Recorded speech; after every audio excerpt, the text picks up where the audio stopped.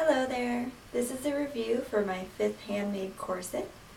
Here's the front, the side, the back, and the other side. This corset has a center front of 11.5 inches. The shortest part on the side is 8 1/4 inches and the center back is 10 3/4 inches. This is an experimental corset I threw together really quickly. I wanted to make it for a contest, and the contest said you had to use utility fabrics to make something, and I decided to make a corset, but my busk came in the mail the day after the contest ended, so I did not finish it in time, but I still like this corset because it's zebra stripe. Who wouldn't like this corset? Anyways, I used the same pattern that I used to make this blue one right here. So it is the same, pretty much the same. I altered the pattern only slightly. It's still a 20-inch waist. It's comfy, it's curvy. So it's 6 panels. 1, 2, 3, 4, 5, 6.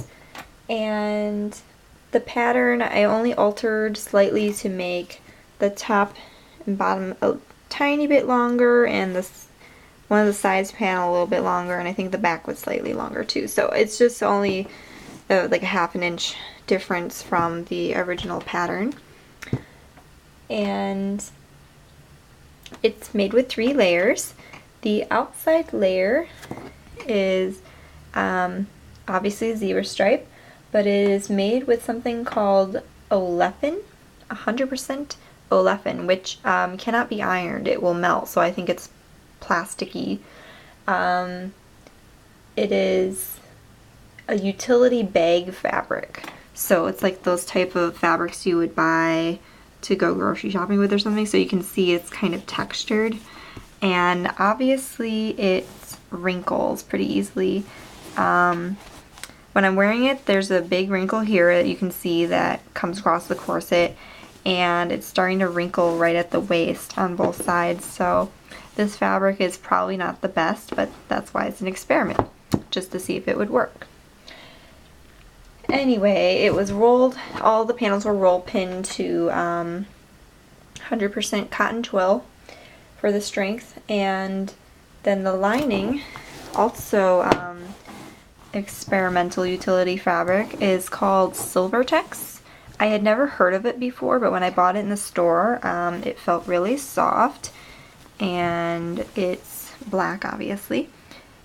It sort of has the weave of Twill, but it is much thinner feeling and softer, so I wasn't sure how well this would hold up. Like, I'm worried that the busk might eventually wear through, so I probably should have flatlined or roll pinned the Silvertex to like some twill, but another part of the experiment is to see how it would work. Oh, I also looked up what Silvertex is, and apparently it's this type of fabric that was made with antibacterial properties in it, and it's to help with like odor as well. So that's kind of nice, because if that's true, then the lining is the part of the corset that you can't, I mean, you wouldn't be able to wash a corset in general, so the lining is the part that would be absorbing sweat and whatnot. So if it has antibacterial properties and odor reducing properties, then that's even more awesome. So we'll see how this holds up. Let's see, the busk is a 1/2 inch wide, and it is fairly flexible, but it's also sturdy, so I don't have a supporting bone in it, which is different than this one. I put a supporting bone next to it, and then I didn't have room to make this line double boned, the seam, but the seam is double boned. So the whole corset is double boned, and there are 24 total bones. There are 2 bones on each seam, so that's 20 spirals and 4 flat at the back. The difference again between this one and this one is that this corset I used the sandwich technique. So I made the boning channels using both the lining and the outer fabric, and opened up the seams, and you can see everything on the inside. This one I just used the seams of the outer fabric that was flat lined to the twill and pressed open the seams and made the channels prior to putting on the lining. So the lining is floating, but I did attach the waist tape to the lining, so you can see the waist tape here, but not so much on the outside. It actually feels flat. And oppositely, you can see the sandwiched waist tape here on both sides. So it shows up, and therefore I'm starting to like this technique better. And it's you don't have to be as accurate when you make a floating liner versus a sandwiching technique. So I'm probably going to stick with this technique. The grommets.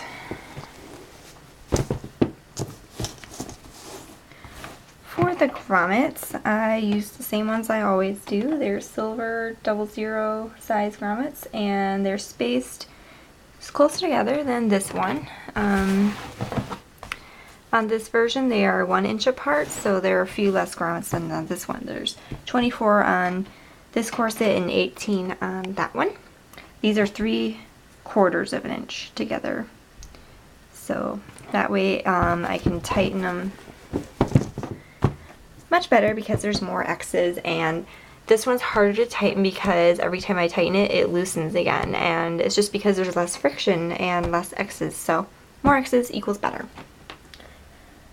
The laces I used are really short. I just ordered them just to save a couple bucks shorter, but I should switch them with this one because these laces are extremely long on this corset, and with less X's it doesn't need as much, so I'm probably going to switch them because I have to get this open all the way to get it on. The bias tape is handmade by me with black twill, and it is stitched from the outside and the inside, so you can see the stitch line. But it was done very neatly this time. Oh, it's collecting fuzzies. I did not make a modesty panel for this one yet, but I'm probably going to, because for this one, when I put the modesty panel on, I noticed a difference that the laces felt a lot more comfortable. I didn't have any laces digging into my back.